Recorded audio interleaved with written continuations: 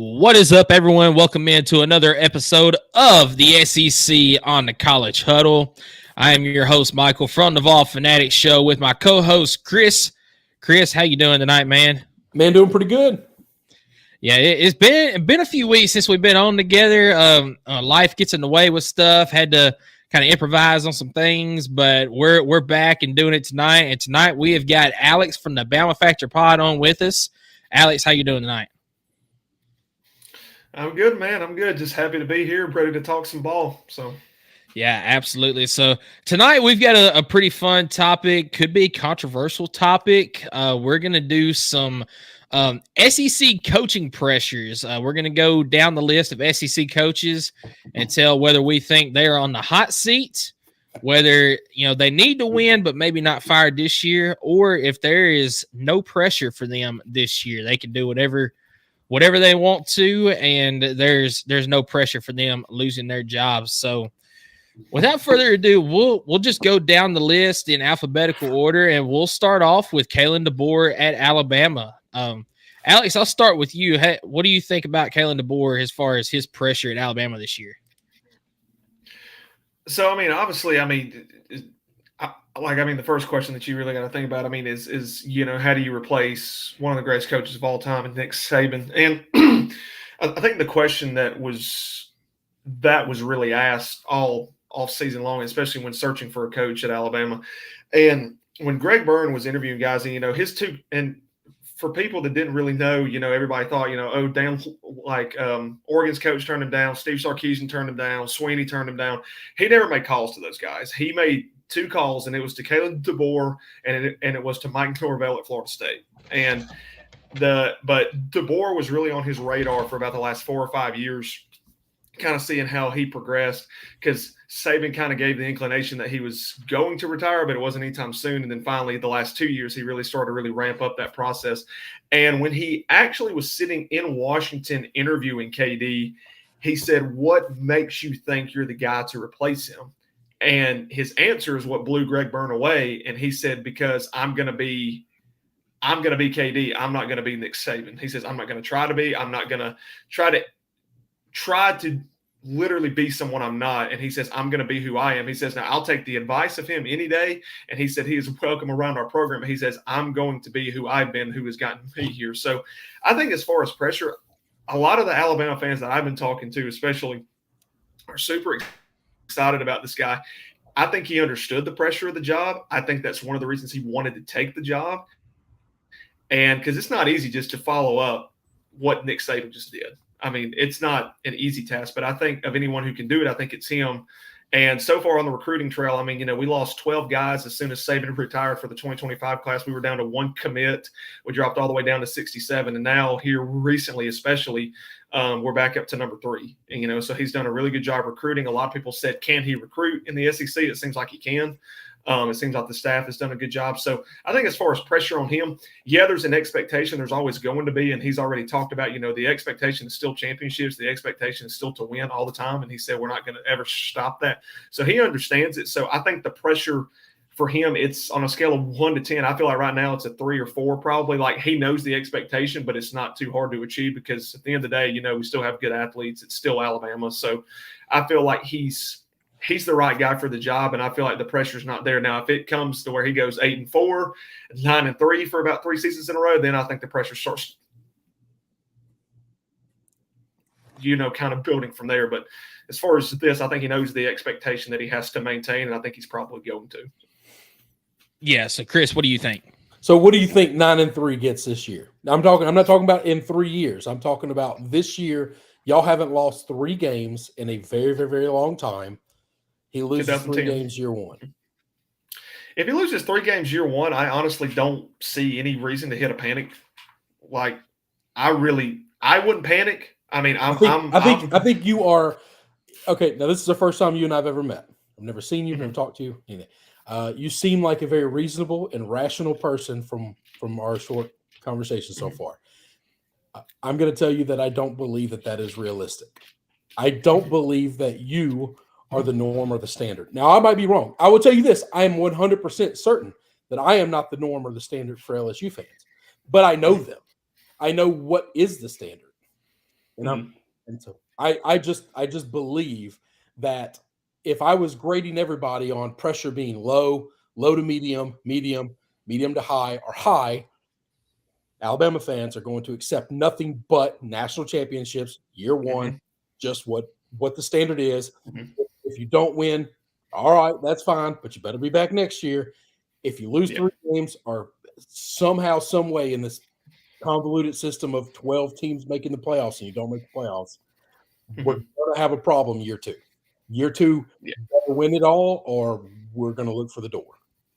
But I think the biggest thing, Alabama fans, that Nick has set, because that wasn't the standard before Nick got there. Hell, after Bear Bryant, it took 20-something years to find a national championship outside of one title that Gene Stallings got him.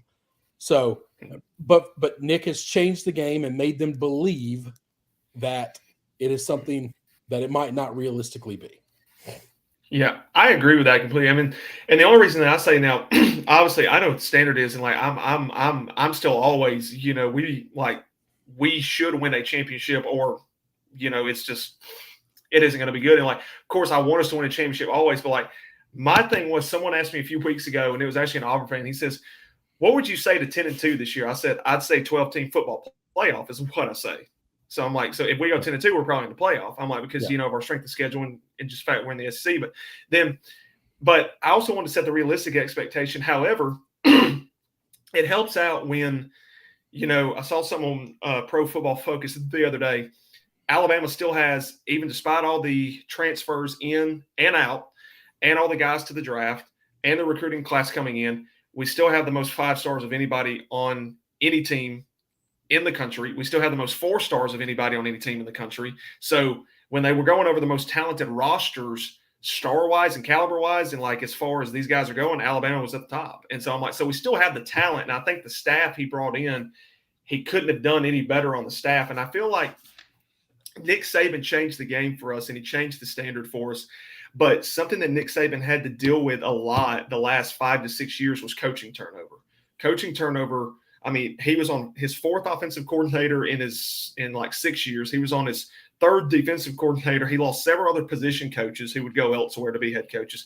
So I feel like getting this continuity of a new coaching staff coming in and guys who are going to stick around, if KD can keep those guys around, kind of like Dabo Swinney did for all those years, keeping Tony Elliott and Brent Venables around, I feel like, the continuity with the staff will really help us going into from year 1 to year 2, and especially so on after that. But the standard is still obviously championship or bust on that, and that's what I expect. But am I going to be upset with 10-2? Not necessarily, because that'll probably get us into the playoff. So yeah, I think that's fair. And as far as Kalen Deboer this year, year 1 for most head coaches, I would say, not any pressure. There's not the expectations. But being at Alabama, I'm not saying that he is going to be at risk of losing his job by the end of the season if he does not do well. But year 2, if there's not any improvements, then we could be seeing some Alabama fans, hey, get this guy out of here. We need the next guy.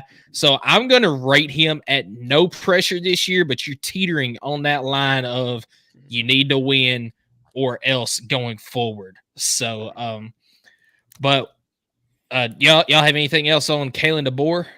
So, all right. Well, we'll move right along to Sam Pittman in Arkansas. And Chris, I'll let you go first on this one. We'll just kind of alternate who goes first. So, Chris, that's Sam Pittman. Love Sam Pittman to death. He is probably my favorite coach in the SEC. Good old cold beer. I absolutely love Sam Pittman to death. Failing that, I don't know that Sam Pittman's going to be a football coach in the SEC next year. If he is, he won't be the head coach. I think his seat is about as hot as it gets, and I don't know how much talent they've got on the roster.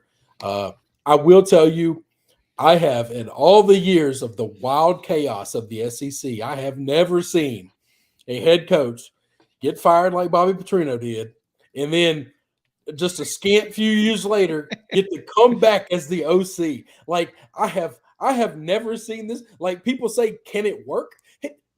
The argument is, well, we've never seen this work before. No, we've never seen it at all. Like we just assume that if we ever find aliens that they're going to be bigger, stronger, and more superior to us. Like, we don't know that. Like, I don't. This is uncharted territory that we're going to walk into.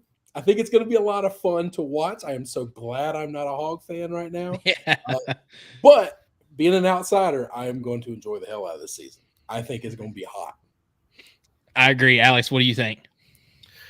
So Sam Pittman, I mean, like, you also see, like, the first couple of years that he came there, he had some pretty good success. I mean, he had a 9-win season, just a few years ago, and, really took them to a bowl game. Really had a good enough roster to really perform well. And I feel really horrible for Arkansas fans because I think within the last 3 years, they have had, like, one-possession games or, like, one-score games or single-digit losses. I think they've had, like, 16 in the last 3 years. And that has got to be hard. I mean, even this past year, they came into Bryant-Denny and lost to Alabama by 3.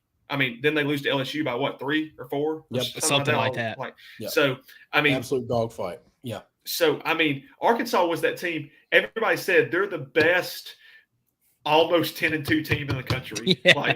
And we're the best bad team in the country. That's an exact statement. That is perfect. Yeah, and it was like they would come so close, but they just couldn't get over that hump. And I really think what really hurt them, especially in the offseason, them giving Pittman another shot, I commend them for that. However, losing KJ Jefferson, losing Rocket Sanders, losing Hazelwood, losing several guys off of the defense like Drew Sanders and like all these other guys, especially, but they do return some key pieces. But you got a new quarterback, a new tailback, you got a couple new receivers, you got a new OC. Granted, it is Bobby Petrino. However, that's going to be like that's just.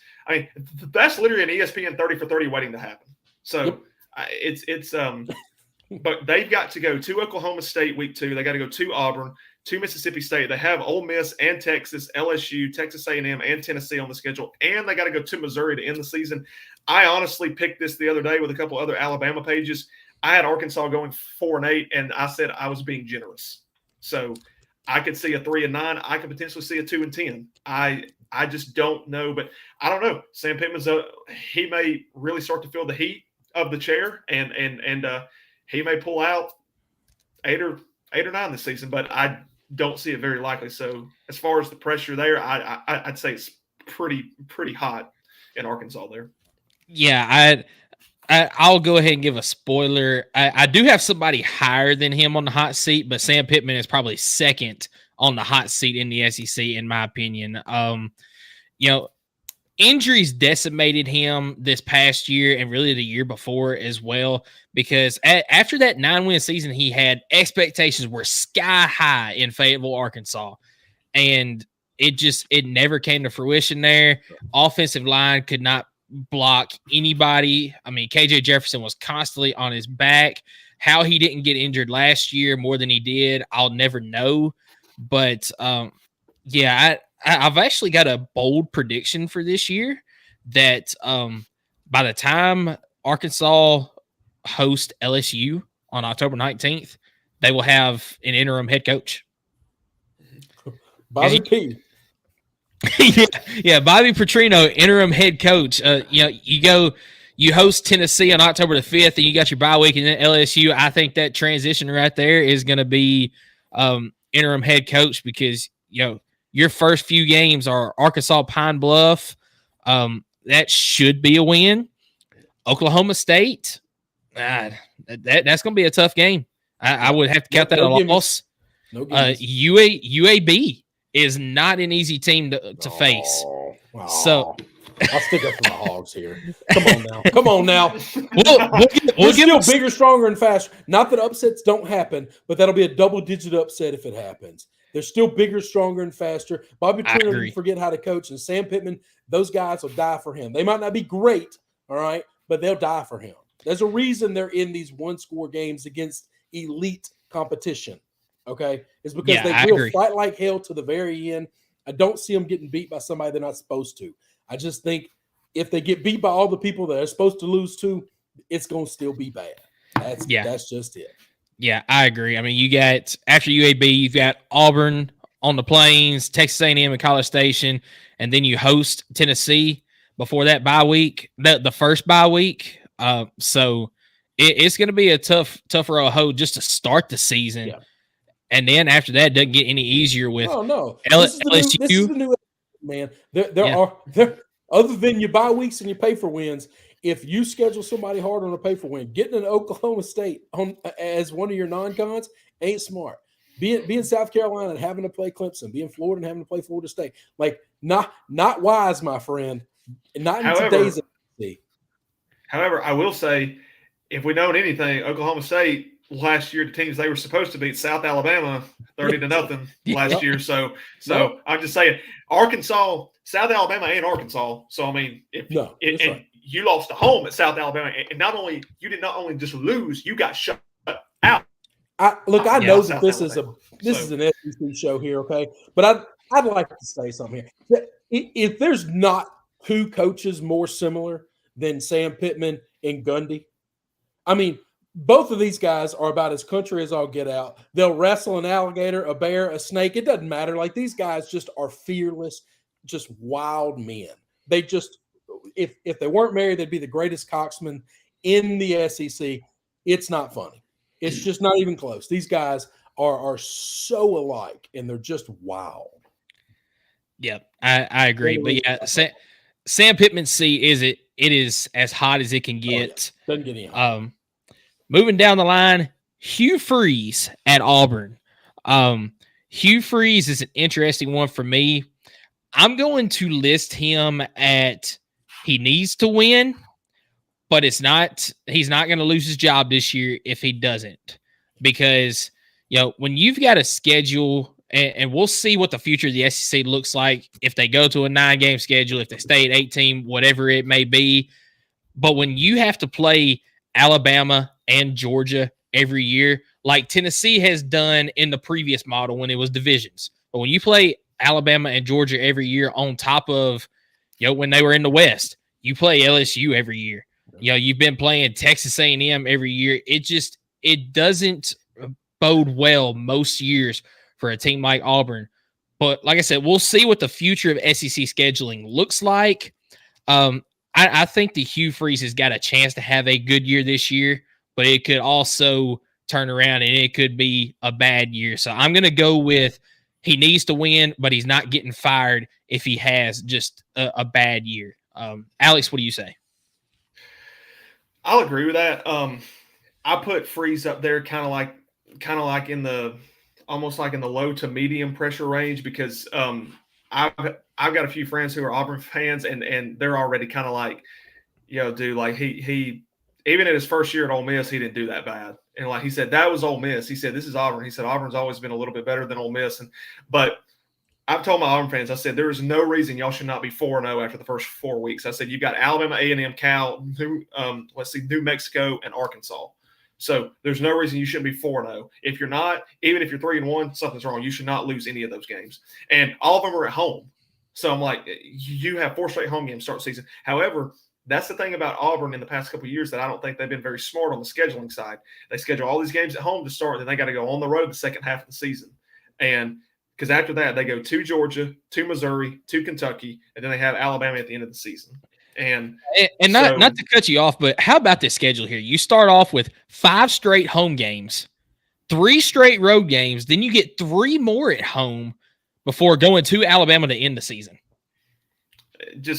I think the scheduling is absolutely insane because there was a few years ago, I think it was 2021, Ohio State did not play a home game, they did not play an away game until week 8 of that season. So I was like, are you actually serious? I'm like, wow. So I'm like, second half of the season. We got to remember something. The schools don't make the SEC schedule at all. All right. The conference schedule is made by the conference, and then you plug in your other schedule. Okay. Which almost all the pay for wins are all going to be home games. So unless you play a neutral site game in today's world, rarely are we doing home and homes, which I would like us to get back to more home and homes. I like it. But he doesn't have any control in that. I mean, that is, I'm going to tell you that back-ended away schedule in the SEC, that's because he's in the same state as Alabama. I mean, that's the cathedral. That's what that is. Yeah. So I think Hugh is. I think you're exactly right though on Hugh. I have him in a low to medium range. I honestly have no clue what the expectations are at Auburn right now. I think every Auburn fan that I know and I communicate with personally, which is not your standard fan all the time, we just want to get out of the cellar. We would like to get back to the days of competing with Alabama and LSU for the West, even though the West doesn't exist anymore. Like whatever the new modern day SEC is, we would like to get back to a 9-10 win season every year. So I do think that whatever the new scheduling model is going to be, I think they're going to drop either Alabama or Georgia as an every year opponent. Doesn't matter. We're going to play everybody every other year. And I don't know that you're replacing them with anything weak. I mean, Texas and Oklahoma are the new guys coming in. So, sure, you'll probably rotate in a couple of East schools more than you would have in the past. But, the schedule in the SEC is just hard. It's just going to be that way from now until we add more teams and it looks different again. I agree. It's I think with Freeze, I think his biggest concern this season, the biggest question mark again, is their offensive line. I think you've got to get a better offensive line around their quarterback. And honestly, I got a little bit of a hot take, kind of just like Michael said about Sam Pittman. I got a little bit of a hot take. I'm going to go – I'm looking at their schedule again. I'm going to go by the Oklahoma game. Peyton Thorne is not your quarterback. It's going to be Walker White or anyone else in that QB room. I don't think Peyton Thorne's got it because everybody's like, we got all these good receivers in the recruiting class. I'm like, yeah, who's going to throw him the football? I'm like, Thorne has his throws, but he reminds me a lot of a Jeremy Johnson. I mean, he has his times, but I mean, he's not a consistent thrower. He's not a consistent runner. You saw that last season. I mean, like they ran the ball pretty well last season, but then again, they couldn't pass the ball because, you would see a game 220 yards on the ground, 86 through the air. So you're like, but when you start playing those defenses that are going to collapse you and you can't run the ball on and then you can't throw the ball, it don't matter if you got Jerry Jeudy, Devontae Smith, and Henry Ruggs and Jalen Waddle back there and Jamar Chase and Justin Jefferson, it don't matter.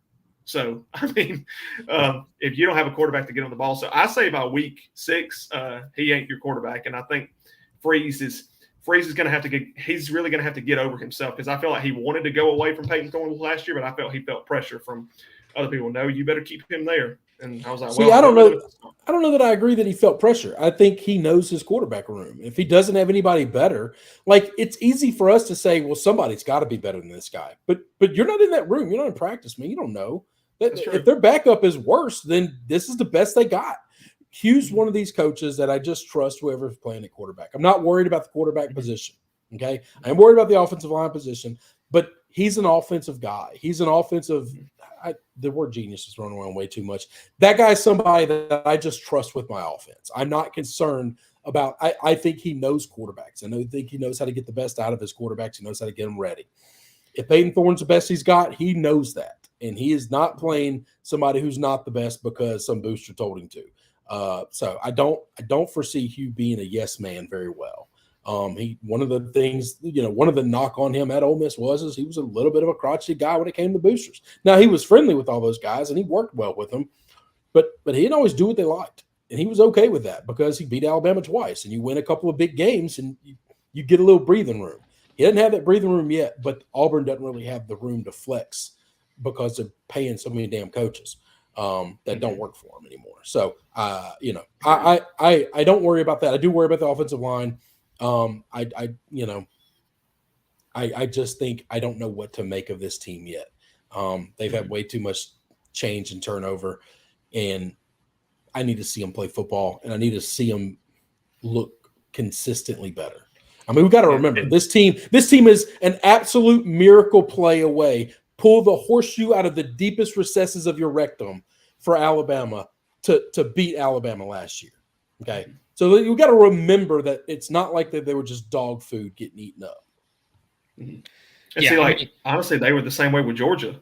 I mean, they were one Brock Bowers drive away from Georgia. See, I think that's the thing about it's just like Arkansas and Auburn and, some of these smaller teams like that. They play to the level of their competition almost. Like You see them play Cal, they squeaked out 17-10 against Cal. And then they lose to New Mexico State the week before they play Bama. And then I even said, watching them lose that game, I said, they will take us to the wire next week simply because it's the Iron Bowl. I said, It doesn't matter if you're 0-12, 12-0, 3-9. It does not matter what you are in a rivalry game. They are going to get up for that game. It just always is. The playing those teams close, though, and we can move on in a minute because we're going pretty long. We haven't made through the list very far. But the playing those teams close but coming out losing, Mike Lombardi used to talk about this all the time, old NFL GM, whatever. He talked about how there are 60-minute teams, there are 59-minute teams, there are 55-minute teams, there are 40-minute teams, and you see how teams play throughout a game.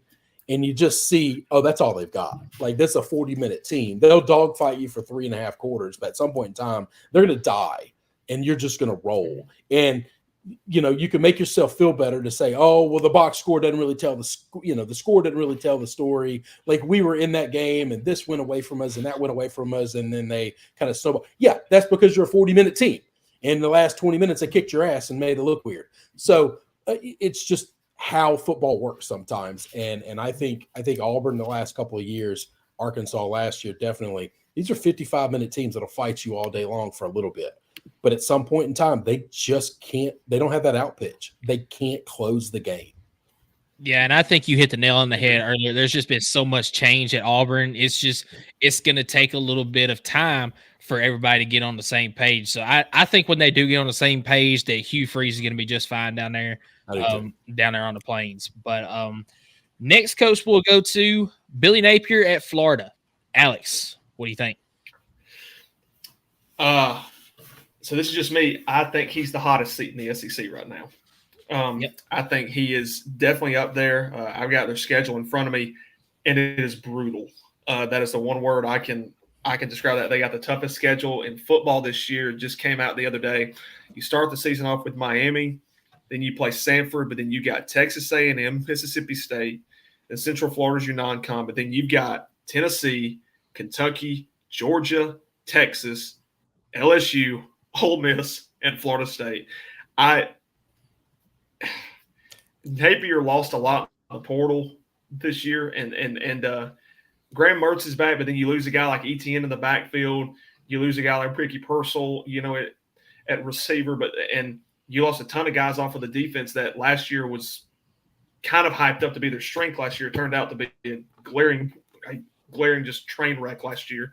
But, I mean, what did they go, 5-7 last year or 6-6 last year? Yeah, 5-7.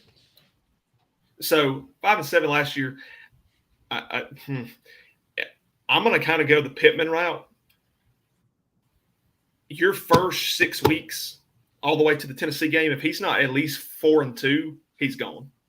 And that's being generous. Like, I think at even 4-2, he could still be gone. But if he loses to Texas A&M and then turns around and loses to Mississippi State, and then he has an off week and then he comes out and loses to UCF, yeah, he's gone. But what do you do if he comes out and he beats like Miami, he beats Samford and A&M and Mississippi State? Let's say he slips up to UCF, but then the following week he beats Tennessee. What do you do then? I mean, you're like, he just lost to Central Florida, but then he turns around and beats these other three. Yeah, you just got to ride with him. Like that's your only option. You can't fire him if he's 5-2. Mm-hmm. Like you just can't. You're not in that position. Yeah. So that's another school that's still paying a couple other coaches. So exactly, and so I think just with their brutal schedules, especially on the second half from the Tennessee game on. I mean, Tennessee, Kentucky, Georgia, Texas, LSU, Ole Miss, Florida State. That's brutal, and it's. Yep. I think they go to Texas. 2 Tennessee, 2 Georgia, and 2 Florida State. No, they Georgia and Jacksonville. That's right, Jacksonville. Yeah, Georgia, Jacksonville, Kentucky's at home, LSU's at home, Ole Miss is at home. So they do have a favorable draw on the venue of those. However, the talent of the team is still the same. So it don't matter who you're playing. It's almost like I'd rather play the bad teams at home. Yeah. Take the L's, But I mean, if you're a Florida fan, you don't want to hear that. And you're a Florida fan, you think, I want to beat those teams. And I think I can beat those teams. Their schedule is hard. I can't figure – and here's the thing. I believe Billy Napier's a really good coach. Like, I actually think Billy Napier's a really good coach.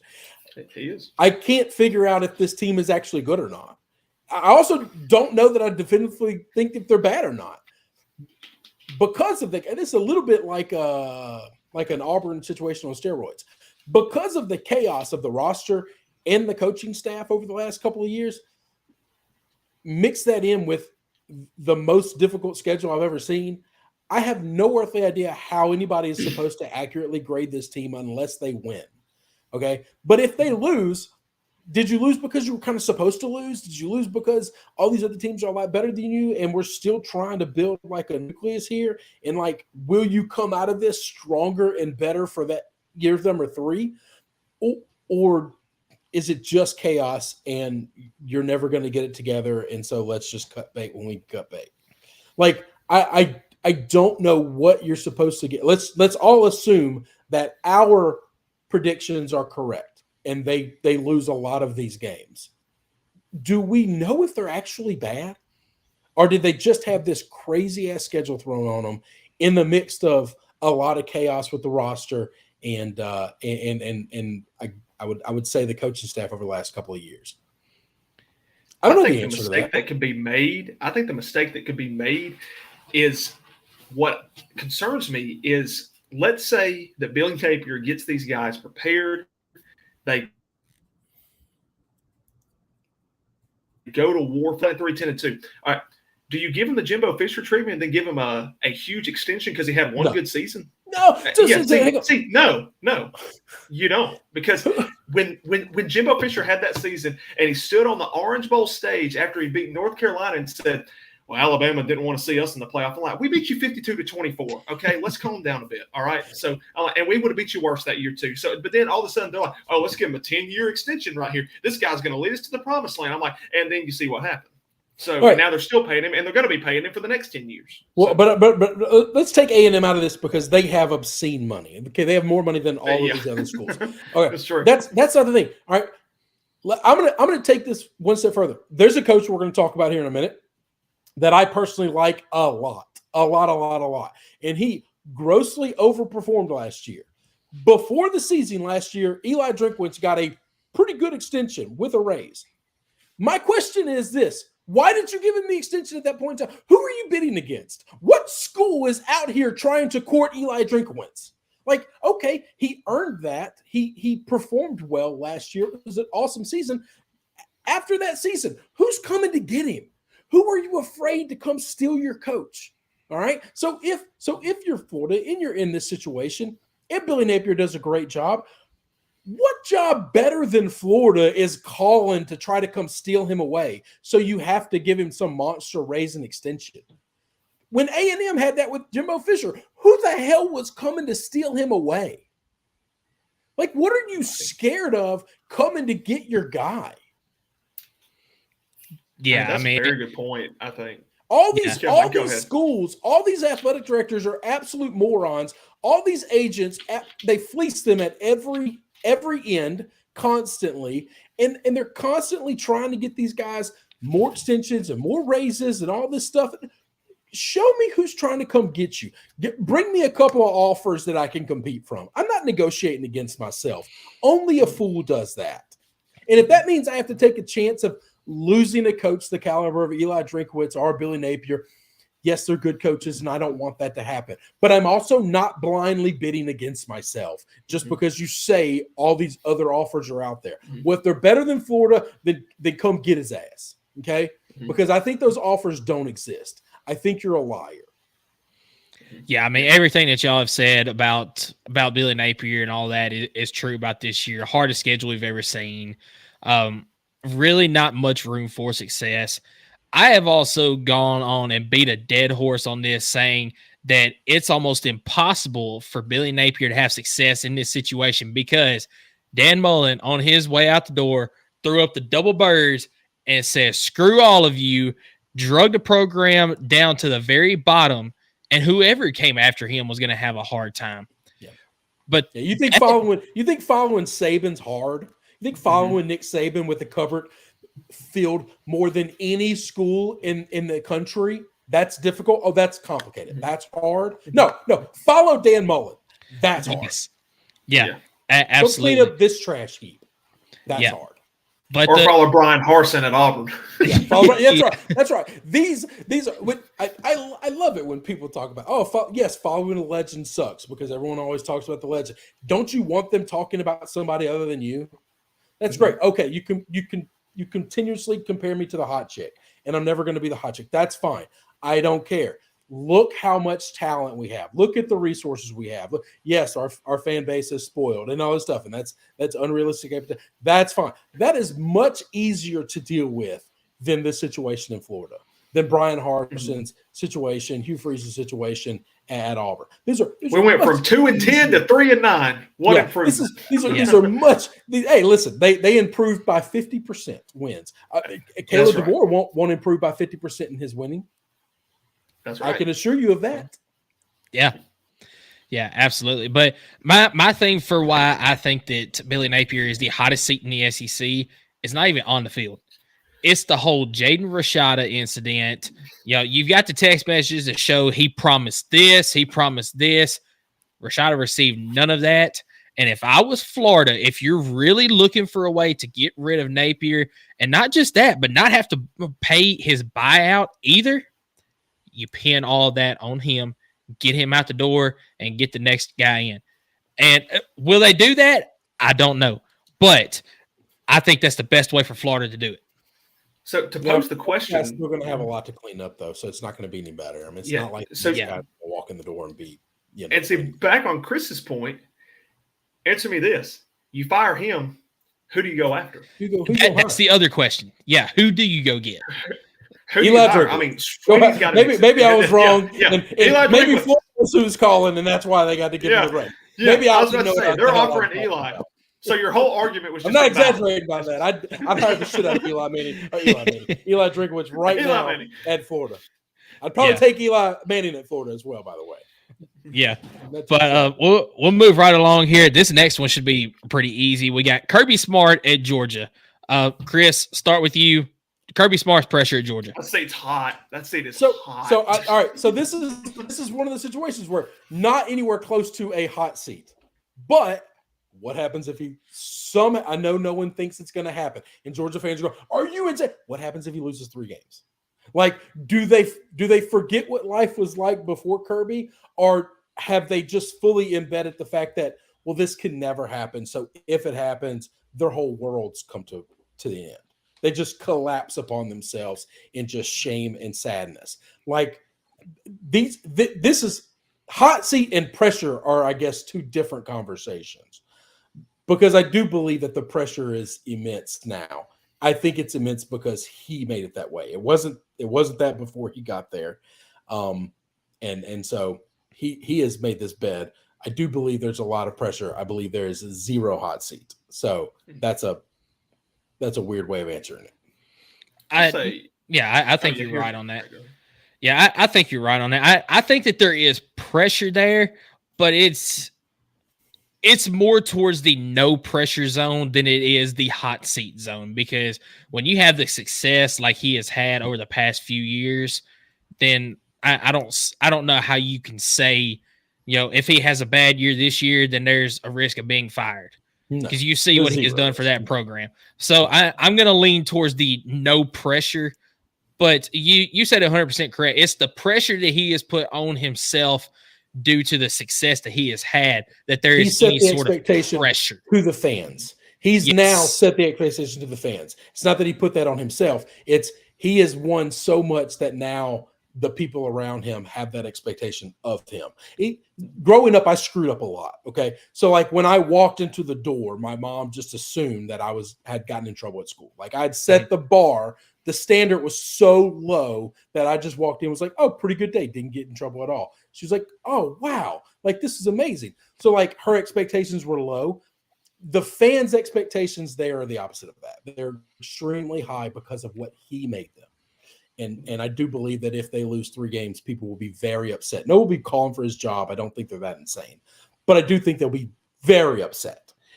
This is another thing that I'm interested in, how Kirby has done this. We're like 4 coaches in, and we're over halfway through this. I think that the way he's done this by building a crazy athletically talented roster across the board and not on the back of like a star quarterback is just pretty unbelievable. Okay. Yeah. Like if you look at how, God, I don't want to say good things about your team. Sorry. But if you look at how Alabama built their whatever, and then you look at like Clemson, like I believe all of Clemson's success came from the back of 2 superstar quarterbacks. That's it. Mm-hmm. Dabo's not great. That program is not unbelievable. That they are a really good football program.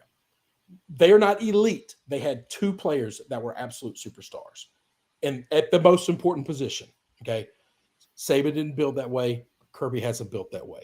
I find that to be pretty remarkable because I think that's rare in college.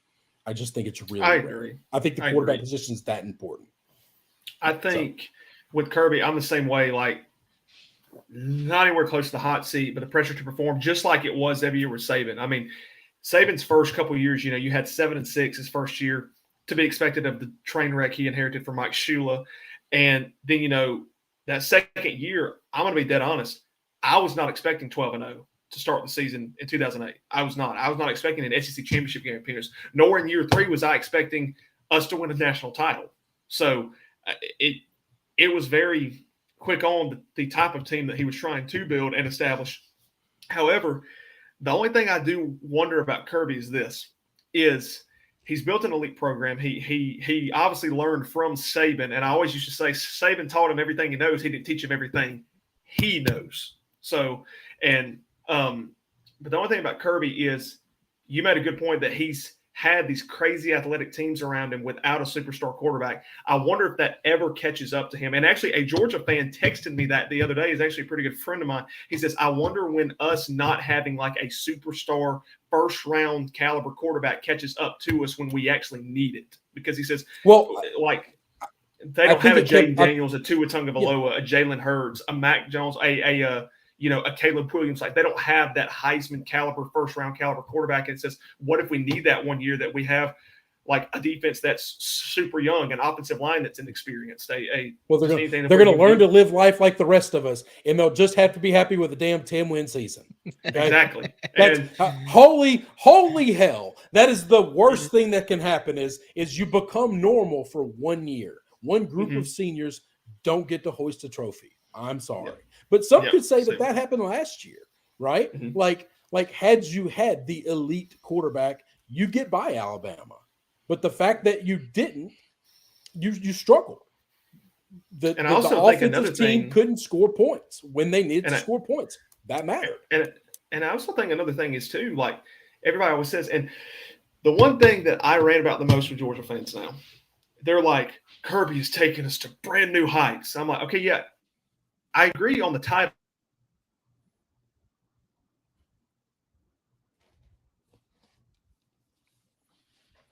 Side, yes, he had. Alex, you kind of cutting in and out a little bit. I was wondering if that was me or if that was him because I've heard none of this. Yeah. I wonder if he totally froze up. Do you want to move on? If he comes back, we can get him. Yeah, I'll probably shoot him a message and see if he can't maybe cut out and then come back in. But yeah, we'll move ahead to Mark Stoops at Kentucky. And I'm not sure how you feel about Mark Stoops, but for me, I think that the seat is starting to really heat up for Mark Stoops because, Kentucky in the past has really been, I won't say okay with mediocre, but when you look at the contract extension that he had, the contract that he is, or what he is being paid at Kentucky to be mediocre, he's probably got the best job in the SEC. And after Kentucky got beat by Tennessee last year, Kentucky fans were just irate because that was the team that was supposed to beat Tennessee. It was at Kroger Field.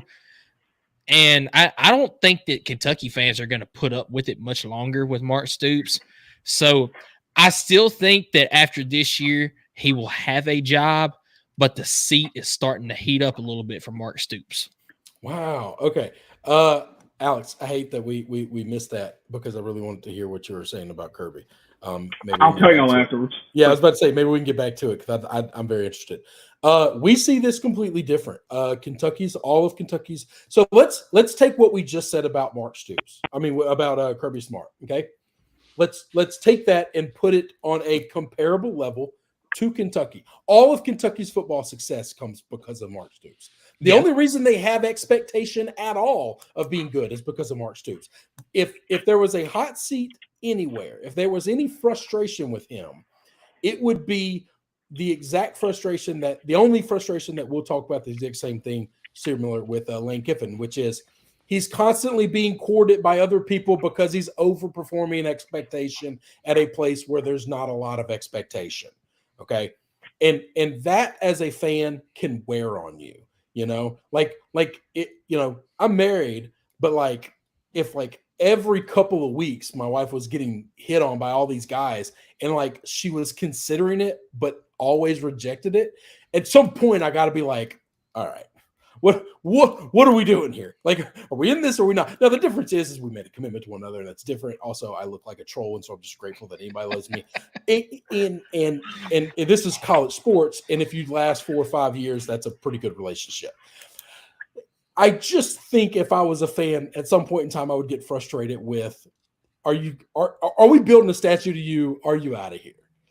But I don't think his expectation has to be you have to beat Tennessee or not, because if Tennessee's really good, we're just now getting used to being consistently good. All right, that's different. So we're different here. We're different. That's a great point there that you make. Everything that you said, but here's where I'm at with it because hey, listen, there's a world where you know way more Kentucky fans than I do. So I'm from Memphis, man.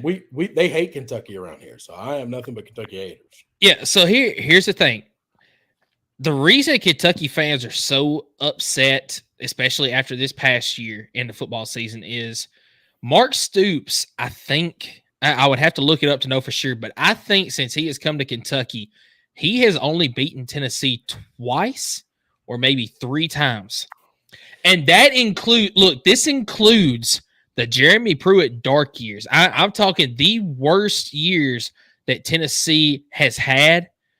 He still could not get over the hump against Tennessee. And I get that look right there that you got. It's one team. It doesn't measure the success. Your benchmark. That just can't. Also, all those teams he lost to, while Jeremy Pruitt drove that team into the ground a little bit, they were still substantially more talented than them. Those were still pretty good point spreads. We're not talking about a 1 or 2 point game. Tennessee was supposed to win all of those games and did. This is not that can't be the benchmark. That just can't. Auburn, let me tell you why Auburn had a hard time winning for a long time. Auburn spent way too much time for decades trying to find somebody who could beat Alabama instead of trying to find somebody who could build a program and be great. All right. When you just try to beat your rival, you're not going to be successful long term. You have to build your program the best you can, and nobody has won at the level of Mark Stoops. So if you're a Kentucky fan right now and you're frustrated with him for anything that's happening on the field, get the hell over it, man. You have way too high of a self-esteem. You need to lower that stuff down, and you need to realize that you are living. You just be grateful that this guy shows up to work every day at your campus and not somebody else's. Yeah, I don't disagree with you at all. And sorry, Alex, to cut you off. I get you in just a second, but I don't disagree with you at all. But that's the mindset of Kentucky fans is Tennessee is the benchmark. Either we beat them or it's a failure. That's where it's at. They're just going to be sad. Go ahead, Alex. Yeah. So I see it on each of y'all sides, but I'm going to lean a little more with Chris here because just like Auburn did, just like you said, that's what I was about to say. Years to find, because all I ever heard in Auburn's coaching search when they hired all these, can they beat Nick Saban? Can they beat Nick Saban? No, you're breaking up real bad. We got you, but the sound is poppy. Yeah, I think you might need to change your mic input on there. Yeah. Sorry, bud.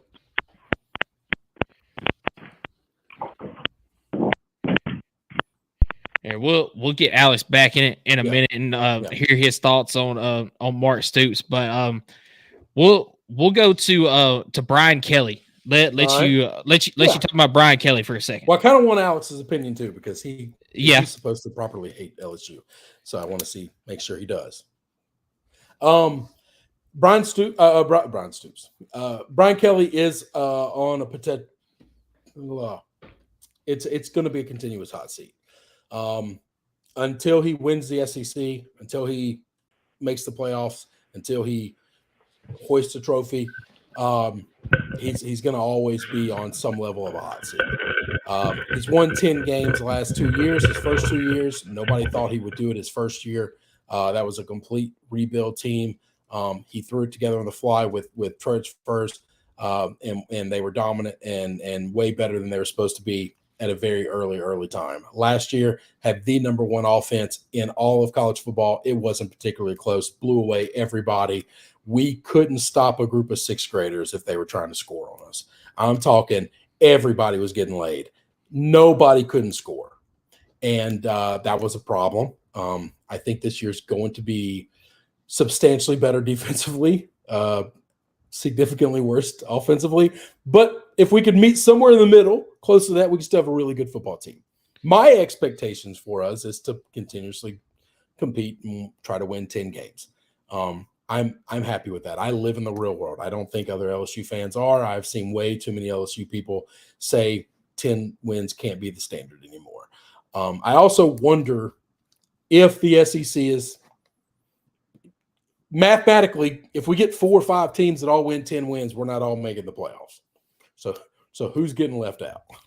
Yeah. So Alex, we got you back now. Well, I want to know what you were going to say about Mark Stoops, because you're going to agree with me, and that's what I want to hear. I'm just kidding. You can say whatever you want. Yeah, we still have your mic back. Okay, what about this? Gotcha. Oh, man, that's beautiful. Good? Sound great. Okay, awesome. Okay, just had to change to my podcast mic. I was trying to go off my speaker mics, but okay, so we're good. Yes, everybody sir. Good? Everybody can hear me? Yeah. Beautiful. All right, so kind of back to what I was saying about Stoops. So, yeah, I'll go Stoops, and then I'll go to Kelly. So, perfect. With Stoops, yeah, like they did for years. They like, even when they hired Hugh Freeze at Auburn, they were like, can he beat Nick Saban? Can he beat Nick Saban? And so even it's still there. So Auburn's still hiring it for that. But now going back to Mark Stoops, yeah, you haven't beaten Tennessee. Yeah, you've only beat them twice. And just like you said, Michael, I even agree with you. Even in the Pruitt era, when they had the talent, but God, those teams were bad. Like, and you still can't beat them. And you're supposed to. But going with Chris, Stoops has won at a level, because I see Kentucky every year as an either 7-5 to a 9-3 team. Yeah. He's done that consistently. The dude's been consistent. I'll give him that. Now, he has those 2 years that's a huge gap where he's got a 4-8 year, a 10-2 year. So it's like he'll have that one really bad season where they underachieve. He'll have those 2 or 3 seasons where they overachieve. But usually they're right there, 8-4, 7-5 every year. They beat somebody they're not supposed to. They lose to somebody they're not supposed to. They end up going to a bowl game in the TaxSlayer.com Bowl and killing Iowa 49-7. So that's what you see every year. So I think, again, I got to go with Chris on this one. I think you need to be grateful he's your head coach, because you almost lost him this year. That's right. So, and he was just about to go to Texas A&M, but they hired Elko instead. And again, I'll say it just like with Bill and Napier. If you lose Mark Stoops, who are you going after? Listen, Eli Drinkwitz ain't walking in that door, all right? I have a pretty good feeling he might walk in that Florida door. He ain't walking in that one. Yeah, so, I mean, you've definitely got to, I think, appreciate what you have with Mark Stoops. And, I mean, again, the guy's been consistent. You can't ask for anything else. I mean, the dude, Kentucky, before he came, I don't think had made a bowl game in a very long time. The dude's literally been to a bowl game at least, I know, for a fact 7 or 8 straight years now. So, I mean, that's their standard now. And that's really all they need to be able to ask for. Yeah. So I agree with that. Now, tell me about going to Kelly. So now going to Kelly. So I honestly said, and I'll eat my words on this for now, I told 3 people when they hired Brian Kelly, I said in 3 to 4 years he would not be a head coach there. I said, I didn't expect him to win 10 games his first season. I didn't expect him to beat Alabama his first season. Now, granted, I will talk a little trash here. 50-50 shot on a 2-point conversion.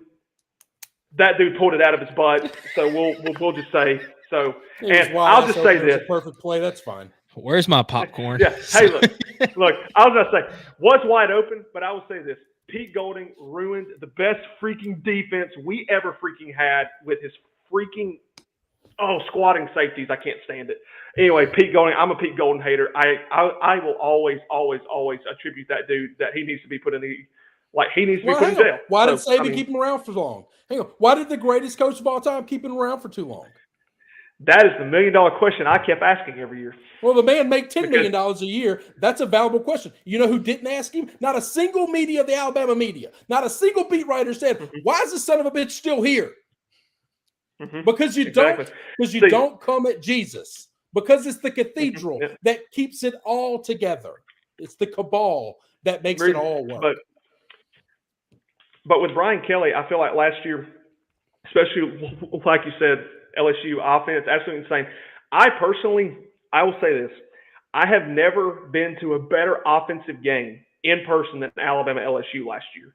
And I told my dad when we were watching that game, as much as I want to beat LSU every year, I do. Obviously, I'm an Alabama fan. However, I said, no matter if LSU wins this game and beats us, I'll be upset, sure. However, if we won that game, or if LSU won that game, I said Jalen Milroe and Jaden Daniels need to go to midfield and say, bro, you're it. Because those two guys in that game was probably the two best performances by a quarterback. I got to stop this right now. Okay. Yeah. My side of the team on offense had an unbelievable game. You know why? Because we went up against a top 3 to 5 defense in the country. Your side went up against the 123rd defense in the country. You want to pat your back on beating the hell out of that team and putting up a lot of points? Everybody did. Arkansas put up a bunch of points on us. You don't get credit for beating up on a special needs kid. That's what our defense was. We didn't deserve to be credited as a great team because we weren't. All right. But yeah, we went into Alabama against a top 5 defense in the country, and we hung a ton of points on you. You couldn't stop us until your headhunter took my boy out, and that's fine. That happens. That's football. Okay. Now wait, and we're gonna get to that. That's fine. That's fine. But we did it against a real defense. You did it against a child's defense. Okay. So if you think that if that gives you an inflated self-esteem, please be my guest. Think that was a great performance. That's okay. You competed against air. I just want to say I love this right here. I will say this right here. Of your entire starting defense, I looked at it prior to the game. You had as many 4-stars and 2 less 5-stars on your starting defense than Alabama did. Now, look, caliber can always change. Caliber can always change. However, LSU had a talented defense. It was their coach last year. It was their defensive coordinator last year. No one. That's fine. You can't tell me that Major Burns, a 5-star safety who transferred from Georgia, who was getting constantly burnt last year. The dude was talented, but he was just getting burnt because he was in the wrong position. No, he wasn't in the wrong position. He got a bunch of stars from high school because that's what happens in high school until you get up into the big boys. There's a reason he wasn't at Georgia and he had to come to LSU to play. Okay, our entire defense, for the most part, was made up of JUCO transfers, but almost none of those JUCO transfers came from Power 5 schools. Most of them came from little bitty Louisiana schools that nobody's ever heard of before. Okay, so we went into the dregs of the transfer portal. We weren't taking boys from other power programs. We were taking guys from little schools that nobody's ever heard of before. All right. No, Major Burns didn't make it at Georgia because he not nearly as good as people thought he was. He got to LSU. Okay, well, he got to play a lot, and that got exposed. Think about Harold Perkins a year ago. The dude was the best linebacker in college his previous year. He was nowhere to be seen last year because I fully believe, I kept saying, even to a few of my LSU friends, I said, he's out of position. He needs to move back to inside. He's not an outside line. Or, I'm sorry, he needs to move to, outside. No, he was inside. I'm sorry, you wanted him to play on the outside. Yeah. He needs to be inside. That's what they want. The coaches want him to play. He needs to be inside. So it doesn't matter. I think if you have 11 people on defense and you have to block one of them, every school in the country can block one of them. That's true, but I mean, if you look at what Will Anderson did 2 years prior, he was really – look, I'm just saying. Will Anderson played on one of the most talented defensives in the country. Yeah, but we compare the two. He played with we also 9 had defensive guys that went to the NFL. But we also have a defense as well. I think we lost him. Yeah. Hey, Chris, you kind of cut out on that. It was. We're over an hour and we're not even halfway through this list. So Brian Kelly, hot seat all the time at LSU. It's always hot, but he's not getting fired. He's going to be there throughout his entire contract.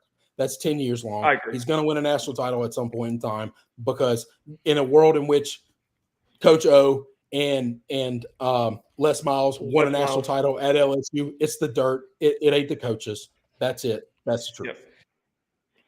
That's right. I just want to say I love listening to that right there.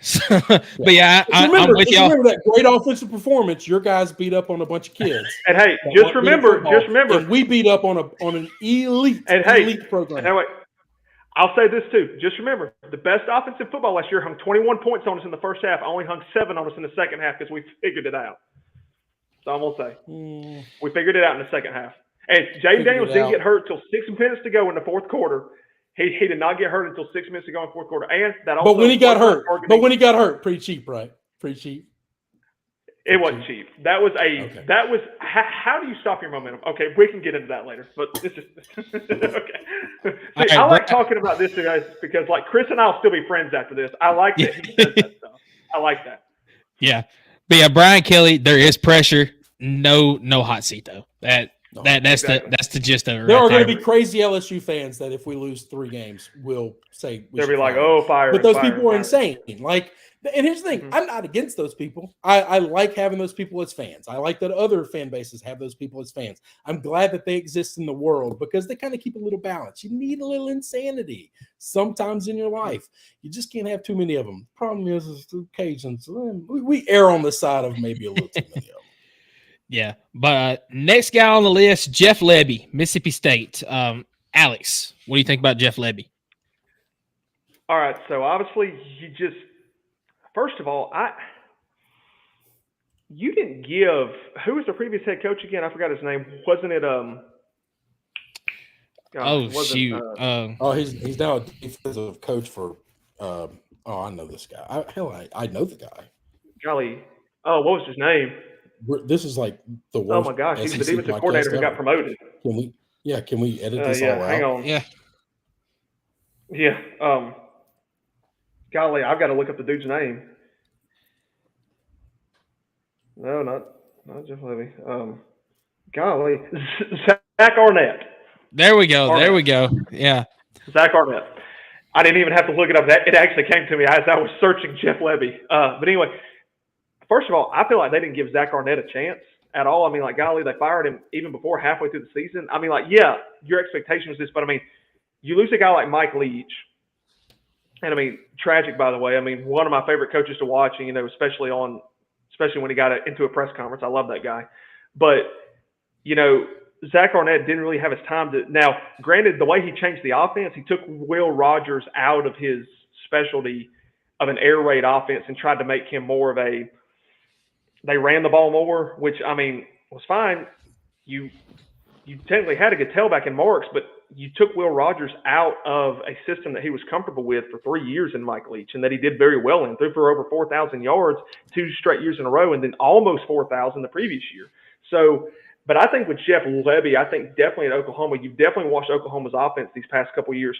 Very good OC. I kind of got the feeling that he was going to be a head coach one day soon simply because of just his offensive mind, kind of like a Kiffin, also kind of like a Sarkisian as well. Now, not on the same level as them. However, I think Jeff Leby, with what he brings to the offense, is going to be interesting. Obviously, he's going to have a new quarterback this year. He's going to have a few new tailbacks. He's got to replace a few wide receivers. Offensive line is still steady for the most part. The defense should be a little improved from a year ago. Now, granted, they lost their top 2 tacklers. Those will be hard to replace. But, however, the secondary is still good. I hear the front's pretty doggone good as well. However, they got a little bit of a brutal schedule this year. They don't have to play Alabama. I don't think – do they play LSU this year, yeah. Chris? Yeah, I think so. So, yeah, they do play LSU, but I don't think they had to play Georgia like they did last year. So, I mean, I think Jeff Leby this season, I think obviously there's an expectation, but I don't think they should set their expectations over. I've talked to two friends I have that are state fans, and they're like, we expect 6-6 this year, maybe a 5-7. If we get lucky, maybe a 7-5, but we don't expect anything higher. However, going forward, I think if he starts to develop an offensive scheme that can put up points and can compete and can have at least a middle of the pack defense, I don't see there isn't any reason that he shouldn't be back to kind of what Dan Mullen did, kind of like on the 9-3 scale, 8-4 scale each year. So I think he's no pressure this year, but however, he needs to get through the first year before people really start trying to dissect him, because he's bringing a whole new system. So I'm excited to see what he does. I think it's going to be interesting. So, yeah, love Jeff Leby hire. I was wrong about we rotate them off now that we're not doing divisions, and we're picking up South Carolina. Mm-hmm. So I love this hire. This is my favorite hire in the SEC for a long time. Out of bringing another coach in, I worry about the talent level at Mississippi State, and I worry about the continuously trying to recruit there. I think it's the single hardest recruiting job in the SEC.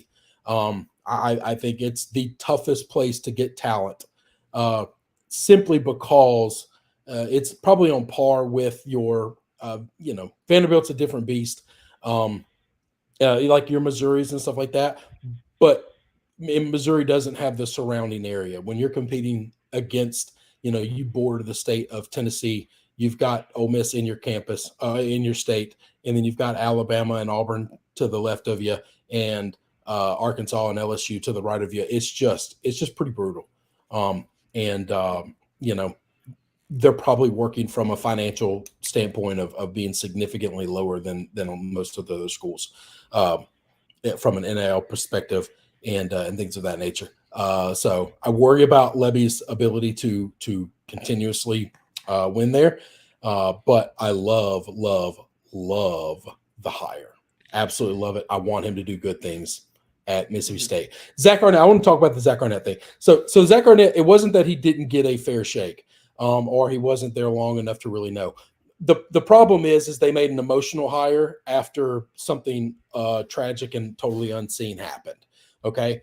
But they hired, in doing that, they promoted up somebody that is just not qualified for the job. Like if you looked at Zach Arnett's resume, like UAB wouldn't hire him. Like he would struggle to get a head coaching job anywhere in Division I football. Okay. Zach Arnett was the guy to try to help keep Mississippi State together after the passing of Mike Leach. Because their coach died, and he knew the program, he knew the staff, and he could keep everybody together. And then keeping him on, not making him an interim was the mistake. They should have always made him an interim. They tried to let it hold together the best you can, and then do a real national search after that. That's what they should have done. But you get emotional in these things. The people that make these decisions are still people, and it's really hard to not want to, believe that we are really all a family and we're trying to make this thing work. That means you hired somebody who's unqualified to do the job. It doesn't mean that he's a bad guy. It doesn't mean that he's not a great defensive coordinator. It doesn't mean that one day he won't be a good head coach. It just means he's just not qualified to be a Power 5 SEC coach. That's just the truth of it. Yeah, but I'm 100% with you with Jeff Leby. Love the hire. I love that he's an offensive-minded guy. As long as he has a defensive-minded guy as his defensive coordinator that can run that defense well, as long as he knows his limitations as a coach, I think he's going to have success at Mississippi State. There is no pressure on him this year. First-year head coach, a team that has been down after last year. There's not any expectations this year. So he is not going to have any pressure, but over the coming years, we will see how that pressure builds. Now we'll move on to Missouri with Eli Drinkwitz. So, Chris. Yeah, I brought his name up a whole bunch tonight, so let's go ahead and talk Chris about loves this guy. I do love this Eli. guy. I do find Eli to be one of the most likable coaches in all of college football, which is a rare thing. I think most of these guys are pretty prickly and not very likable. There are very few coaches that I would actually want to hang out with. They're either way too intense for me, or I think they're just assholes. Eli, I don't think is either. I think he's pretty laid back, and I think he's a good coach. And I think there is absolutely zero expectation at Missouri right now. I think how good they performed last year, how well they played last year, I think means that Eli can moonwalk through this season. I don't think he's going to. I think he's going to compete. I think he's still a super competitive guy. It's not a knock. I just don't think he has any expectations. I think the hot seat couldn't be lower. He might have the lowest hot seat of anybody because the other ones that don't really have a hot seat also don't have any pressure. And Eli has proven that he can win. He's proven that he can do things, so he doesn't have like the Jeff Leby, I got to show these guys something. Like I think he's got the easiest seat for the season. I agree with you to an extent. I agree. The success that he had last year, it has basically it hadn't put unreal expectations on the program. He does not have a hot seat. He's not going to lose his job this year, even if they don't have a good year. But I think the pressure level based on their schedule this year, if he underachieves, then moving forward, that pressure meter starts to creep up a little bit. Because listen to this schedule. And my partner on the Vol Fanatics show, Skylar, and I, we looked through this earlier tonight. You've got Murray State, Buffalo, Boston College, and Vanderbilt to start the season. That is a 4-0 start to the season. Right. You've got Texas A&M. That is in College Station, first week of October. Now, we don't know what that Texas A&M team is going to look like yet under first-year head coach Mike Elko, but College Station is a tough place to play. I'm going to mark that as a win right now, though. I just feel like Missouri right now is just a little bit ahead of Texas A&M. Then you play UMass, and you play Auburn. I think those are two more wins. I think you start the season off, I believe that's 8-0, before you go into Tuscaloosa and play Alabama. I think Missouri puts up one hell of a fight, but I think that ultimately Alabama wins this game. The Tuscaloosa effect will be a big difference in this one. I think that Alabama has more Jimmies and Joes than Missouri does, and I think that plays an effect. So I am going to mark that up as a loss for Missouri. Oklahoma at home, that could go either way. We'll see what direction Oklahoma has gone in this season. I think that Missouri gets a win there. Then it's South Carolina, Mississippi State, and Arkansas to end the season. I think Missouri should be absolutely no worse than 10-2. And if this Missouri team goes worse than that, that's when the pressure meter starts to rise for Eli Drinkwitz. But ultimately, I think I agree with you, Chris. There's not any pressure on Eli Drinkwitz this year. I just think, he's got to maintain the success that he had last year. I agree on that. I think he has to. I do think he has to maintain that success, especially having Brady Cook back for his fifth season, having a guy like Luther Bird in the third to throw to.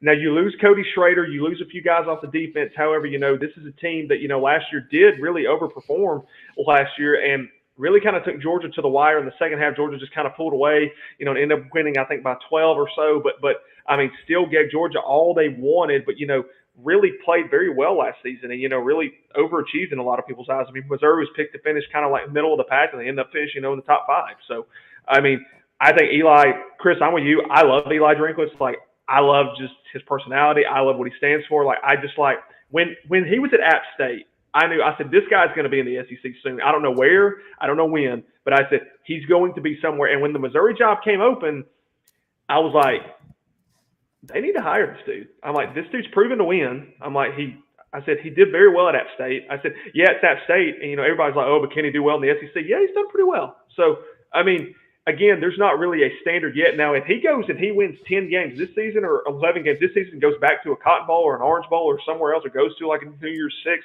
or gets into the playoff, I think after that a standard's starting to be created, because now you're like 2 years in a row that you've okay, we can do this. And we're recruiting at a high level, so why don't we keep this up? So, but if he underperforms, if he goes worse than 10-2, they're not going to fire him. They're not going to hit the panic button. But I think Missouri fans will be like, some questions start to rise at that point. Yeah, questions will be like, okay, you had a talented roster with a not difficult schedule. You go to Alabama outside of that, and you go to Texas A&M. who else you got after that? I mean, you go UMass and Boston College, all these other teams, like you said, he should start off 4-0. However, if he underperforms, like, again, they aren't going to fire him. It's not even going to be hot, but questions will arise saying, okay, you had a talented roster. You did well last year with a harder schedule. What was the disconnect here this season? So, yeah, I don't think there's any – I think the pressure to maintain, however, I don't think it's there yet. But if it starts to, then it'll be after this season. So. Yep. That's where I'm at as well. So we have got Brent Venables at Oklahoma, and I'll lead this one off with what might be a hot take. Brent Venables is under pressure this year. He's not going to lose his job, but Brent Venables is under pressure. It's his first year in the SEC. He hasn't been given any favors as far as the schedule. I mean, you play Texas every year. Let's see, they play Georgia this year, I believe. I had that schedule. They got Alabama this year, too. Okay, they got Alabama this year. I had the schedule earlier, but yeah, they're one of the teams. They got Florida, right? Are they on Florida's monster schedule? No, I don't I'll think so. I'll take in just a second. So I've got it right here. No, they are not. Texas is on Florida's schedule. That's it. I knew one of those teams Florida had to pick up. But Oklahoma is not. Got it. Yeah. So first year in the SEC for Brent Venables. You did have a 10-win season last year. A lot of improvement from his first year. But and you beat Texas. Yeah, and you beat Texas. So I mean that is a big plus for him. But Oklahoma fans, they expect success. I mean, they're one of the storied programs in college football. They pretty much demand success.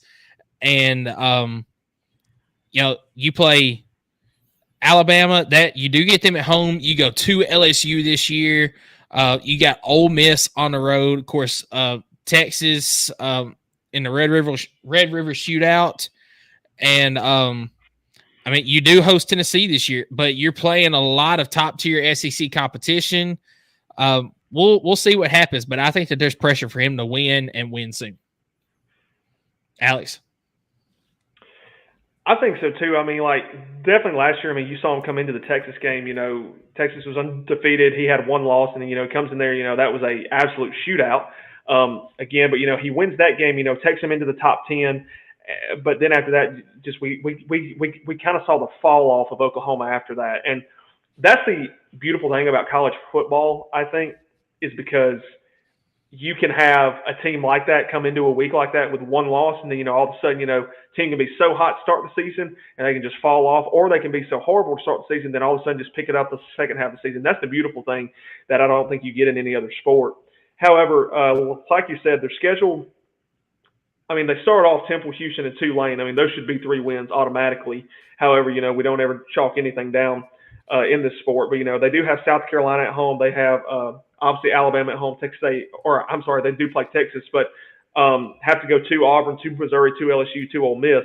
That's 4 extremely tough road environments to play in to kind of break yourself into the SEC. So I'm with you on that one, Michael. I think there is pressure on him. I think he is under pressure to really kind of start performing in year 3. This is usually where you start to see the fruit of your recruiting classes and really your coaching philosophy start to take root in what you're trying to do in a program. So if he doesn't really go higher than I think, and this may set the bar high, if he doesn't at least go 9-3 or higher, I think some people are going to start asking questions and kind of turning some heads saying, hey, is this the guy that we want to lead us to the future, or do we need to start looking elsewhere after this next season? So, Chris? So I think the pressure is going to be high. I think it's going to be high because people are going to wonder offensively, what are they going to look like? So with Brent Venables, I'm never worried about his defense. This is the same way I feel about Hugh Freeze's offense. Now, that's basically with talent, though. The issue is, you don't have the security blanket of a Jeff Leby, head coach quality offensive coordinator, calling your plays. You lose the experience of an older veteran quarterback of a Dylan Gabriel who's played a whole lot of football at a high level. And so now you're starting a first-year starter and first time, the offensive coordinator for you at Oklahoma. And I think the pressure to win is going to be high because these guys, they're just Oklahoma. It's just they're a school that believes that they should always be in the mix. You talked about the good side of college football, how like you could have the tale of two seasons, but if you ever don't have the first good part of the first part of the season, there's a lot of people that will just write you off immediately. They don't care how much you've improved. It's irrelevant. You're now out of the national discussion. I think that's going to be tough if that happens. Yeah, I think that's right there. So we'll move right ahead. Lane Kiffin. Alex, we'll start with you. Lane Kiffin pressure level. So I was talking about this a few weeks ago with one of my buddies on the phone, and we were kind of talking about, just them overall. If Ole Miss doesn't go potentially 12-0 this season, there's something wrong, because their schedule, I don't think I've ever seen a easier schedule, in my opinion, because just of how they start the season. It's like it's child's play, and they don't play Alabama, they don't play Texas A&M, they don't play. Let's see, I know there's a couple others. They don't play Auburn this year. I mean, they have Kentucky, South Carolina, LSU, Oklahoma, Arkansas, Georgia, Florida, Mississippi State. That's their SEC schedule right there. But they have Furman, and then Middle Tennessee, Wake Forest, and Georgia Southern to start the season. 3 of those games which are at home. There's no reason you shouldn't be 4-0. And, I think they're going to beat Kentucky. They'll beat South Carolina. The first test is going to come at LSU. So, I mean, that's going to be a game like it is every year. Obviously, shootout last season. Don't necessarily see it being that this year. And honestly, I'm going to have to give this one to LSU probably. Chris, to your delight on that one. I've gone really back and forth on this one, but I got to give that one to LSU because I just think I think the defense for LSU is going to be so much more improved. And honestly, people are like, well, they still got Jackson Dart. They still got Trey Harris. They kind of beefed up in the transfer portal. Yeah, they did, but I don't think people realize how big of a loss Quinshon Judkins was for them. I think they ran their offense through Judkins, and even later in the season, last season, I think Ole Miss still